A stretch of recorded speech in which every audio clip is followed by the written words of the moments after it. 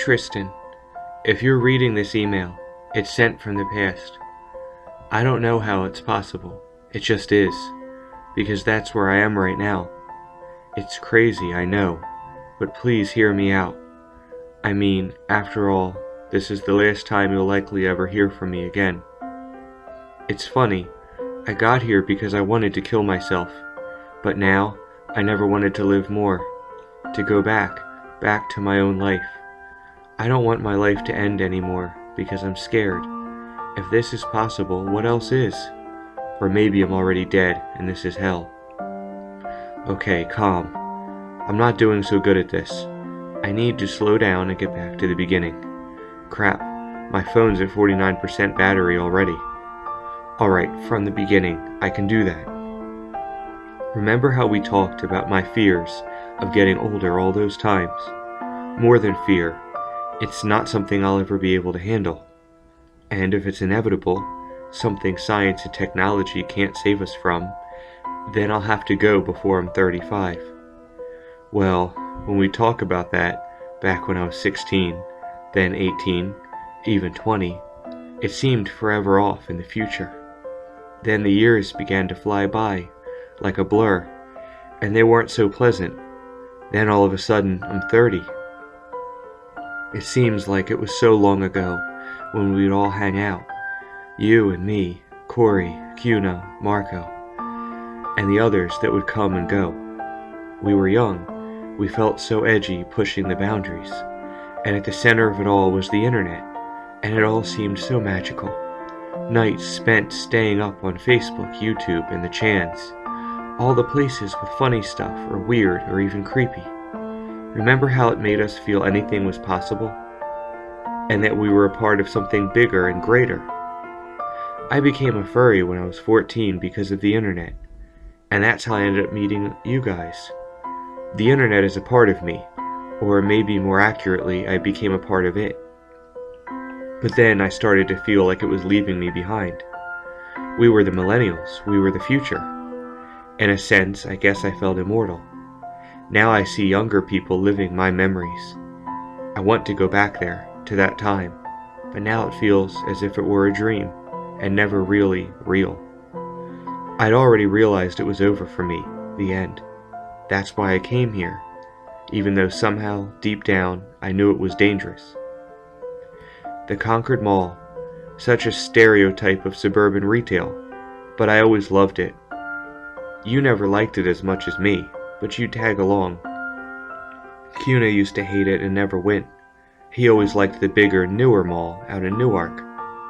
I always remembered that other, abandoned part of the Concord Mall, but you and everyone else always told me it just couldn't be there. It would have been renovated. A whole section simply couldn't be closed off. The space from outside matched close enough to what was inside, and I must be remembering wrong. All these years it sat in a pile of discarded, nagging memories, foggy, yet still vivid enough to be real. Something always seemed scary about it too, like a physical place that wasn't supposed to exist anymore, with furniture, signage, and things from another time, just left as they were, and life moved on. Like me? I distinctly remember the Burger King, dark, outdated, with ads and color schemes from long ago, a snapshot of the ordinary and mundane, now creepy and out of place, like a teddy bear with teeth. In the past year, as I began to feel worse and worse about approaching 30, and I sunk deeper into despair, even though I tried so hard not to let it show, a thought began to eat at me. I'm like that Burger King in that mall. I was new and fresh and happy, part of it all, until life went right past me, and I became part of what no longer mattered. What a short trip it really was. I became obsessed with finding that part of the mall. The more I thought, I recalled a bookstore and some kind of clothing store.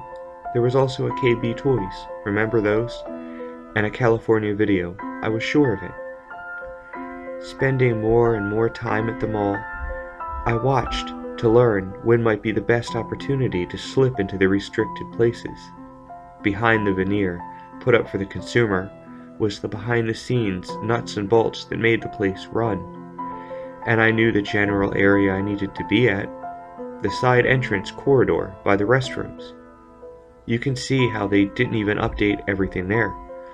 They assume as you hurry by to get into the shopping areas, you don't notice things like the service elevators that occasionally open to reveal 1980s wood paneling, or the outdated travel posters on the wall by the employee-only doors.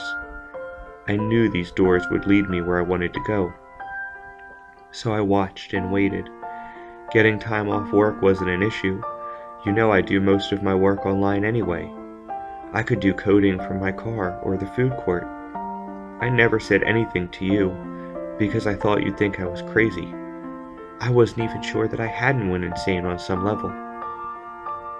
After 2 weeks, I figured it out. Friday and Saturday night, before closing, was my chance. By 10 p.m., half the stores were closed, and by 11 the rest would be. All the janitorial staff left early, hurrying through their cleanup routine. Security was only 2 guys, and they seemed to be checked out mentally by that time of night. It was the middle of summer, no major holidays or sales, and I didn't even register on their radar, just another mall rat. On the 3rd weekend, I'd made up my mind. It was a muggy July night, and I was going past those doors. After taking my time eating a mocha ice cream, I sat on the bench in that corridor, pretending to play on my phone. A heavy-set janitor shuffled past me and out to his car, rubbing his mustache contentedly. Feeling a surge of anxious energy, I knew it had to be now. I'd seen enough movies and TV shows to know how to act like I wasn't doing anything I shouldn't be, so I calmly, almost laconically walked over to the swinging doors marked Employees Only, pushing one open and walking through it. At first I was disappointed. It was just a long hallway with white walls, wooden doors, and boxes stacked here and there. Everything just looked plain and boring. Then I noticed in the middle of the left side of the hallway there was a turnoff. Walking briskly towards it, I felt the excitement start to build again. Maybe this was it. When I got to the turning point, I was so shocked by what I saw it made me short of breath. I don't know exactly what I was expecting, but it hadn't been this. For one thing, there were people all around, and they weren't staff, but customers.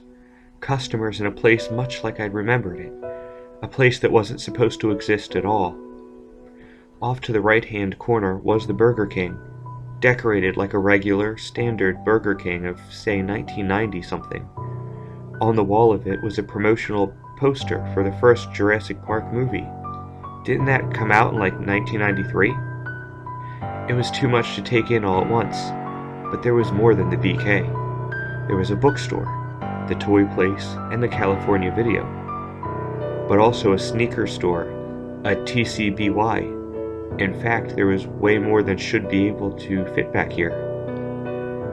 Then I looked up and noticed the skylights, with sunlight streaming down at about 10:30 p.m. I knew then that this had not been such a good idea, but it was too late now, and I really didn't want to turn around, because I already knew somehow what I would see behind me. Where there had been the service hallway was now the whole rest of the mall, exactly as it should be if this were the early 90s. Somehow it wasn't hard to guess this wasn't some throwback party I'd stumbled into. I was deep in the shock that only comes when you discover something is real you never truly believed could be real, and you thought you wanted it, and only now realize just how much you really don't. As if in a trance, I wandered around. I didn't realize fashion had changed that much between the 1990s and 2020s, and maybe it hadn't, but my style seemed to be getting a few sideways looks. Then I noticed the feeling of my iPhone in my hand. Oh crap. As covertly as I could, I slipped it in my pants pockets, but I suspected that was the cause of the curious glances. Speaking of my phone, it's at 35% now, so I'd better hurry up. When I made my way into the bookstore, a few of the titles indicated that this was in fact sometime during or slightly after 1993, and just across from the bookshop I saw a glass door leading to the parking lot. Through it I could see cars and trees, with the highway the mall gets its name from just beyond in the near distance. But when I went up and pushed on the door, it would not budge, and I'd noticed no one had come or left by it. This didn't surprise me. After all, on some level, I knew this whole thing had to be happening either by some form of enchantment or nightmare, and either way, leaving would not be that easy. With a shrug, I retraced my steps back to the Burger King, and going up to the counter, ordered some food. The transaction went as normally as ever, and I paid with the modern currency in my pocket. Money is money after all, right? Sitting at a table with a Whopper, fries, and chocolate shake, I began typing this email. I used the food containers as a shield to cover up my phone while I typed. Hey, the food was good for being 30 years old, but seriously, there is something very unsettling about even eating out of containers that dated. Even though they look like new, I know this whole thing is just wrong. This can't be real. I'm sitting in a Burger King eating a lunch from the summer the year before I was born, surrounded by people that, although they seem normal, obviously aren't. What are they? Populated from my twisted nightmare? This mall was a happy place for me when I was younger. Did my mind snap and entune me here? Or did I somehow actually go back in time? But if so, why can't I leave? But you know what? If somehow you do get this, I just want to tell you that you were a great friend. I loved you and our whole group of friends too. Please tell them that for me, okay? I cherish those memories because they meant so much to me, because you all meant so much to me. Maybe I'll find my way back, somehow, or maybe this is what I deserve. Either way, I hope you at least get this email. Logically, it doesn't make sense that you will, but no less so than the rest of this.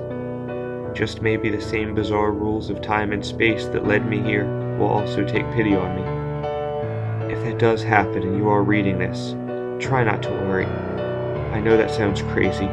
It's just that it won't do any good or undo any of this. Just try and be happy, live your life, and draw some sense of closure from this. Maybe I do belong here. Yeah, I think I'll be happy here after all. Love, Jasper Fox. I hit send at that point and waited for some kind of error message to pop up. It didn't. In fact, it looked like my email had been sent, against all odds, from the past into the future. Then the screen on my phone blacked out, and I got the distinct sense I'd simply been allowed to do something, and now that it was completed, that part of things was simply over. Beads of cold sweat were on my forehead, and my armpits were dripping. It wasn't hot in here, but I was burning up. Slowly, I put my dead phone down next to the remains of the burger I'd been eating only minutes prior. It now looked like old sawdust. I noticed the whole place had gotten suddenly very quiet, and fighting against myself, forcing myself, I raised my eyes to take in the rest of the space. Every skeleton in the room turned to face me, tiny puffs of dust coming off their old, discolored and faded clothes. Their brittle hair shifted heavily like straw. What was once a little girl with pigtails was seated at a neighboring table.